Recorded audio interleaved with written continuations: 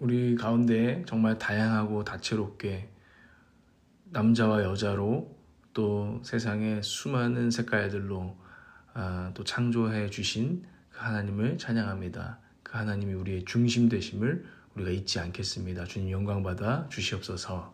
아멘. 오늘도 주님을 찬양하며 시작합니다. 오늘은 주님의 말씀 창세기 1장 27절 말씀을 보도록 하겠습니다. 우리는 인간의 성이라는 부분을 묵상해 보면서 하나님이 어떤 분이신지 하나님의 뜻을 묵상하려고 합니다. 하나님이 자기 형상 곧 하나님의 형상대로 사람을 창조하시되 남자와 여자를 창조하시고, 하나님께서 남자와 여자를 사람을 창조하셨다는 내용입니다. 하나님의 형상대로. 남녀 간의 사랑, 또 서로 다른 우리 간의 사랑을 생각해 볼 수 있습니다. 남녀는 정말 너무나 다른 존재로 육체적으로, 신체적으로 전혀 다른 사이클과 여러 가지를 가지고 태어났죠. 그것을 부인하는 것은 참 어리석은 짓입니다. 하나님께서는 남자의 몸, 여자의 몸이 분명히 달라요. 그런 호르몬적인 부분들 여러 가지도 달라요. 우리 각자 개개인도 다르지만 이 두 구분은 너무나 명확하게 다른 것입니다. 서로 다른 우리 남녀 간의 어떤 사랑은 하나님의 목적에 따른 것이다 라는 것을 오늘 우리는 생각해 볼 수 있습니다. 하나님 앞에서 먼저는 둘 다 하나님의 형상이래요. 남자도 하나님의 형상, 여자도 하나님의 형상, 서로 다른 우리가 다 하나님의 형상이다라는 것을 성경은 못 박습니다. 이것은 변하지 않는다. 하나님 앞에서 그 모든 남녀는 그 존엄성과 가치가 동등한 인격체이다라고 이야기합니다. 그런데 인류 역사상 많은 차별과 여러 가지 억압들이 있었던 것을 또 우리는 기억해야 됩니다. 하나님의 뜻이 잘 이루어지지 않고 우리가 거역하고 반역했던 역사가 있었던 거죠. 그러나 성경은 처음부터 선포합니다. 이 둘은 하나님의 형상이다. 하나님의 형상을 억압하는 것, 착취하는 것, 그리고 동등하지 않게 여기는 것은 죄이다. 죄의 결과이다. 라고 이야기를 했다는 것이죠. 또한 이 남녀에게 모두에게 이 세상을 같이 다스리라고, 관리하고 운영하라고 세상의 청지기 주직을 또 주신 것도 동일합니다. 그러나 이 동등함이 어떤 단순한 동일함은 아닙니다. 그래 너도 나도 똑같잖아 하면서 싸우는 어떤 논리가 돼서는 안 됩니다. 평등하지만 서로 어떤 이런 차이를 그냥 단순하게 없애서 어떤 자기를 주장하려고 하는 그런 동등함을 지금 성경은 말하는 게 아니니까요. 서로 다름이 오히려 아름다움이 되도록 성경은 말하고 있는 것이거든요. 남녀가 달라. 그래서 상호 보완적이야. 우리는 서로가 필요해. 서로를 기대해야 해. 서로 조화를 이루어야 해. 너가 없으면 못 살아. 나도 너 없으면 못 살아. 우리 잘 살자. 이렇게 돼야 되는 게 성경의 뜻인 거죠. 사람을 창조하시되 남자와 여자를 창조하셨다. 사람, 뭐가 사람입니까? 내가 사람이지. 나 한 명. 아니요. 하나님이 지금 사회를 창조하시면서 이게 사람이야. 한자로도 인간이, 그게 사람이 서로 맞대어서 기대고 있는 모습이잖아요. 한자의 모습이. 이거거든요. 이게 사람이다. 이게 인간이다. 라고 말해주고 있단 말이에요. 근데 지금은 개인주의가 되면서 그냥 나 혼자로서의 사람만 생각을 하는 것 같습니다. 성경의 관점은 그런 좁은 시야를 열어서 우리가 지금 사람이구나 라는 거를 보게 하신다라는 거죠. 그런 눈이 열리기를 오늘도 바랍니다. 이 삼위일체 하나님의 형상대로 그렇게 사람을 지으셨습니다. 그리고 삼위일체 하나님께서 정말 서로를 높이신다고 했잖아요. 제가 몇 번이나 말했죠. 하나님의 정말 아름다운 모습, 성부, 성자, 성령 하나님이 서로 내가 높아질 거야 하는 게 아니라 서로를 높이시는 이런 정말 존재로서 한 삼위일체 하나님, 그리고 또 각각 성부 하나님의 역할, 또 성자 하나님의 역할, 성령 하나님의 역할들을 또 그러면서도 독특하게 이렇게 빛을 발하면서 행하고 계시는, 역사하고 계시는 이 삼위일체 하나님을 우리가 본단 말입니다. 우리 또한 이 서로를 높이고 또 서로의 독특한 기질과 은사가 빛이 나도록 우리가 도울 수 있는 거죠. 우리가 같이 춤을 춘다고 하면은 내가 빠질 테니까 네가 이제 튀어나와. 그러면 네가 좀 하고 또 내가 빠질 테니까 너가 이때도 튀어나와. 이런 식으로 해서 정말 모두가 빛나는 춤, 이런 것들을 우리가 만들어가는 거, 이게 우리가 인간으로서 정말 배워가야 되는 지점이다라는 것입니다.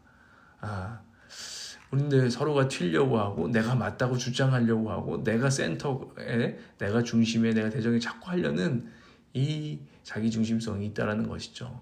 많이 묵상해 봐야 됩니다. 내가 지금 내 삶에서 그러고 있지 않은가? 내 뜻대로 돼야 돼. 내 그림대로 돼야 돼. 왜 너희들 안 따라와? 나 섭섭해. 삐졌어. 우리가 자꾸 그런단 말입니다. 근데 우리 성숙함으로 하나님께서 우리를 오늘 말씀 가운데도 부르고 계시는 거죠. 그런데 문제는 뭡니까? 이 창세기에 이 아름답게 창조된 사람, 남과 여가 서로 죄를 짓고 나서는 이 여자 때문에, 이 남자 때문에 하면서 서로 결국 하나님 때문에 손가락질하면서 타락해버리고 깨졌다라는 것입니다. 그런데 하나님께서는 이 타락한 남녀 관계, 그래서 제가 보니까 참 그 가정생활, 부부생활 때문에 너무나 속 썩고 고민하고 이러고 있는 분들이 정말 많아요. 그런 게 다 우리의 죄인들이 모이는 모임의 지금 특징인데요. 하나님은 복음 가운데 그 모든 것들을 회복시키고 더 온전하게 하는 방향으로 우리를 이끌고 계시는 줄 믿으시기 바랍니다. 복음을 통해서. 복음은 뭘 말해줍니까? 너도 나도 주님 앞에 참 죄인이야. 그리고 너도 나도 예수님으로 말미암아 동등하게 의롭다 하심을 얻었어. 옛날에 창세기의 메시지 또 복음에 포함되지만 우린 다 하나님 형상이야. 나 하나님 형상이다. 함부로 하지 마. 그러면서 우리 동등해 라는 것을 넘어서 복음 앞에서 겸손해 하는 거죠. 우리가 하나님 앞에 지금 뭐 하는 짓이었지? 참 교만했구나. 내가 뭘 하고 내가 죄인이었구나 하면서 복음 앞에 나를 비추고, 복음은 너가 죄인이라는 것을 지적하잖아요. 그러면서 또 너가 그럼에도 불구하고 주님의 은혜를 받았다. 근데 저 친구도 그 주님이 피값 주고 사신 너의 아내고 너의 남편이고 너의 형제고 너의 자매다 라는 이 복음 앞에 설 때에 진짜 복음적 겸손으로 서로를 동등하게 대할 수 있다는 것입니다. 복음적인 겸손으로. 정말 중요해요. 여러분, 복음적인 겸손을, 복음을 생각할 때마다 복음적 겸손이 우리 안에 자라났으면 참 좋겠습니다.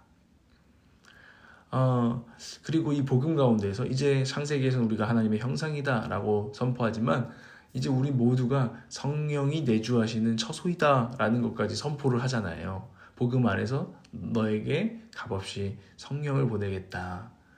성령이 우리 가운데 내주하시는데요. 뭐 지금 저한테만 있나요? 제 안에도 하나님의 성령 하나님께서 계시고 우리 성도들 가운데도 성령 하나님께서 계시죠. 그래서 우리가 함께 성령의 감동을 따라서 살아갑니다. 근데 우리가 이제 그래서 여기서 또 문제가 발생해요. 내가 오늘 좀 감동이 됐어. 야, 성령님이 나한테 이렇게 말씀하셨구나. 감동 주셨구나. 야, 다 나 따라와. 내가 들었어. 이러면서 다른 분들의 생각이나 다른 분들의 상황은 존중하지 않는 채 내 감동, 지금 내가 성령에게 감동받았으니까 내가 대장이야 하는 이런 현상이 또 우리 가운데 일어난다는 것입니다. 그럴 때 기억해야 되는 것은 내 속에만 지금 성령 하나님 계신 거 아니지? 저분들 가운데도 성령 하나님 계시잖아. 그래서 나는 이해할 수 없지만 내가 받은 감동대로 말하지만 저분들이 감동이 안 해서 안 따라오거나 한다면 그래도 내가 그것을 왜 안 따라와? 할 수 있는가? 돌아봐야 된다는 거죠. 겸손해야 된다는 거죠. 그래서 오히려 기다리면서 함께 듣는 것이 참 중요한 것 같습니다. 제가 아는 부부가 있는데 그 부부도 아내분이 먼저 이렇게 뭔가 하나님의 감동을 받았어요. 근데 기도한 거예요. 제가 그래서 남편한테 여보, 내가 감동 받았어. 여보, 이렇게 해야 돼. 하고 말하지 않겠습니다. 하나님께서 때가 되면 한 성령 가운데서 같은 감동을 주시겠죠. 제가 기도하겠습니다. 하고 기다렸더니 어떻게 보면 인간적으로는 꽤 걸렸어요. 근데 1년이 채 되지는 않았습니다. 한 5, 6개월 걸린 것 같아요. 그러고 나서 정말 같은 감동을 성령님께서 이렇게 또 준비하셔서 주신 거예요. 그러고 나니까 부작용이 없는 거죠. 그러면서 함께 음성을 듣는 기쁨을 누리는 것입니다. 이 방식이 더 성숙한 방식이라는 것을 우리가 배워야 한다는 거죠. 여러분, 나만 성령님께 민감한 거 아닙니다. 저들도 성령님이 또 다루고 계시고 말씀하고 계십니다. 그것을 신뢰하세요. 그리고 교만하지 마시기 바랍니다. 또 저에게도 지금 하는 말이에요. 내가 목회자니까 니들이 뭘 알아? 말씀을 알아? 성령을 알아? 내가 더 가까워. 이거는 아니에요.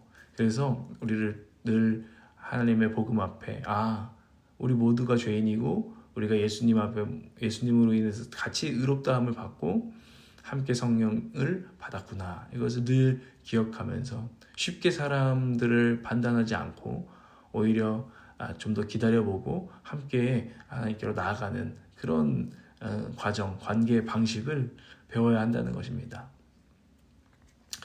오늘 말씀을 마무리하면서 좀 시사적인 이야기를 하나 해야 될 것 같아서 나눕니다.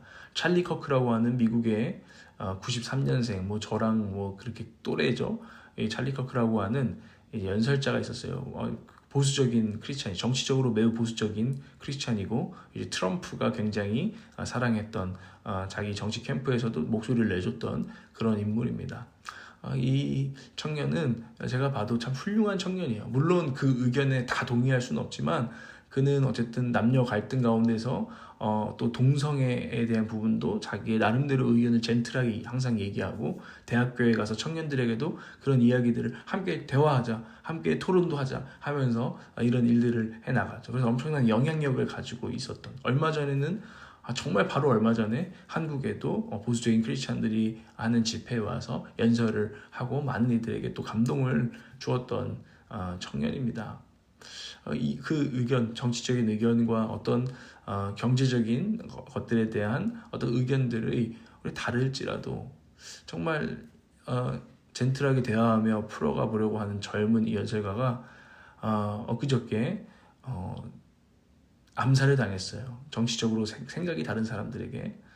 그리고 그 굉장히 좌파 진영이죠. 극단적인 좌파 진영에서 그의 죽음을 가지고 굉장히 조롱하는 영상들도 막 올리는 것들을 보면서 정말 이것은 사탄의 역사구나 라는 것들을 제가 보게 됩니다.